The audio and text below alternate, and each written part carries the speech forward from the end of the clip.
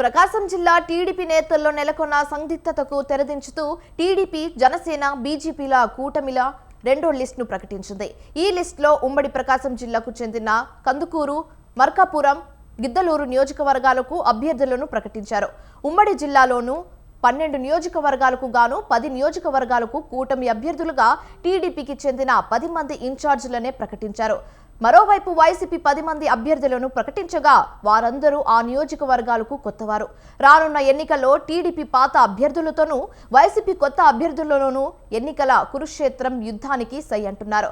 అయితే ఉమ్మడి ప్రకాశం జిల్లాకు సంబంధించిన రాజకీయ పరిస్థితిని మా ప్రతినిధి శ్రీనివాస్ అందిస్తారు. ఉమ్మడి ప్రకాశం జిల్లాలో టీడీపీ నేతలకు ఉన్న అయోమయ పరిస్థితులను తెరదించుతూ టీడీపీ రెండవ లిస్టును ప్రకటించింది. టీడీపీ, జనసేన, బీజేపీ కూటమికి సంబంధించి రెండవ లిస్టులో 3 అభ్యర్థులను ఖరారు చేశారు. మొదటి లిస్టులో 12 నియోజకవర్గాలకు గాను 7 నియోజకవర్గాలకు అభ్యర్థులను ఖరారు చేయగా రెండవ లిస్టులో మరో 3 అభ్యర్థులను ఖరారు చేశారు. దీంట్లో ఉమ్మడి ప్రకాశం జిల్లాలోని 12 నియోజకవర్గాలలో ఇప్పటికి 10 నియోజకవర్గాలకు ఇన్ఛార్జీలను ఖరారు చేసినట్లయింది. అయితే మరో 2 నియోజకవర్గాలకు అభ్యర్థులను ఖరారు చేసే పనిలో కూటమి నిమగ్నమైనటువంటి పరిస్థితి కొనసాగుతుంది. దర్శి, చీరాల నియోజకవర్గాలకు సంబంధించి అభ్యర్థులను ఇంకా ప్రకటించాల్సి ఉంది. చీరాల, దర్శి 2 నియోజకవర్గాలలో ఒక నియోజకవర్గం జనసేనకు కేటాయించవచ్చు అనేటువంటి బలమైనటువంటి రూమర్ నడుస్తూ ఉన్న నేపథ్యంలో ఇప్పటికే దర్శి సీటుకు సంబంధించి పలువురు ఆశావాహులు కూడా లైన్లో ఉన్నారు. మాజీ మంత్రి సిద్ధా రాఘవరావుతో పాటుగా అతను లేదా అతని కుమారుడు పోటీలో ఉండవచ్చనే ప్రచారం జోరందుకొని ఉంది. అదేవిధంగా మాజీ మంత్రి గొట్టిపాటి హనుమంతరావు మనమరాలు మరియు మాజీ ఎమ్మెల్యే గొట్టిపాటి నరసయ్య కుమార్తె అయినటువంటి డాక్టర్ లక్ష్మి పేరు కూడా ప్రధానంగా పరిశీలనలో ఉంది. ఇప్పటికే జనసేన అభ్యర్థినంటూ గరికపాటి వెంకట్ దర్శి నియోజకవర్గంలో పలు అభివృద్ధి కార్యక్రమాల్లో పాల్గొంటూ భారీగా ప్రచారం కూడా నిర్వహిస్తున్న పరిస్థితి ఉంది. వీరు ముగ్గురు కాకుండా ఇదే విధంగా దర్శికి ఇప్పటికే టీడీపీ తరఫున గోరంట్ల రవిని ఇన్ఛార్జిగా కూడా ప్రకటించి ఉన్నారు. ఈ నలుగురిలో దర్శి టికెట్ ఎవరిని వరించనుంది అనేటువంటి ఈ ప్రచారం కూడా జోరుగా సాగుతూ ఉంది. అయితే చీరాలకు సంబంధించి ఎంఎం కొండయ్య ఇన్ఛార్జిగా కొనసాగుతూ ఉండగా మంగళగిరికి సంబంధించినటువంటి శ్రీనివాసులు కూడా రేసులో ఉన్నట్లుగా ప్రచారం సాగుతుంది. ఈ 2 నియోజకవర్గాలకు సంబంధించి అభ్యర్థులను ప్రకటించాల్సి ఉంది. మిగిలిన 10 నియోజకవర్గాలకు సంబంధించి కూడా ఎటువంటి మార్పులు లేకుండా ఇప్పటి వరకు అక్కడ ఎవరైతే ఇన్ఛార్జీలుగా కొనసాగుతున్నారో వారినే అభ్యర్థులుగా ఖరారు చేశారు. ఆ అభ్యర్థుల వివరాలు చూసినట్లయితే ఇప్పటికే 3 నియోజకవర్గాల్లో సిట్టింగ్ ఎమ్మెల్యేలు ఉండగా ఆ 3కి కూడా సీట్ని కన్ఫర్మ్ చేశారు. కొండేపి నియోజకవర్గం నుంచి డోలా బాలవీరాంజనేయ స్వామి, అద్దంకి నుండి గొట్టిపాటి రవికుమార్ మరియు పర్చూరు నియోజకవర్గం నుండి ఏలూరు సాంబశివరావులకు అభ్యర్థిత్వాన్ని ఇప్పటికే ఖరారు చేశారు. వారితో పాటుగా ఒంగోలు నియోజకవర్గ ఇన్ఛార్జిగా ఉన్నటువంటి దామచర్ల జనార్దన్ను కూటమి ఒంగోలు అభ్యర్థిగాను, అదేవిధంగా మార్కాపురం, ఎర్రగొండపాలెం, గిద్దలూరు 3 నియోజకవర్గాలకు సంబంధించి ఎర్రగొండపాలెనికి ఎరిక్షన్ బాబును, గిద్దలూరుకు ముత్తుమల అశోక్ రెడ్డిని, మార్కాపురానికి నారాయణ రెడ్డిని కూడా ఖరారు చేశారు. కనిగిరి నియోజకవర్గానికి అక్కడ ఇన్ఛార్జిగా కొనసాగుతున్న మాజీ ఎమ్మెల్యే ఉగ్ర నరసింహారెడ్డికి సీటు ఖాయం చేశారు.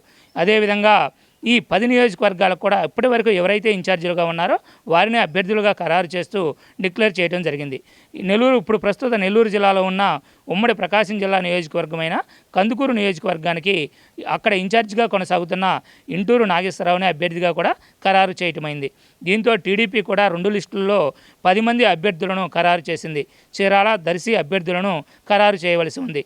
అదే సమయంలో వైసీపీ కూడా 10 నియోజకవర్గాలకు అభ్యర్థులను ఇప్పటికే ఖరారు చేసింది.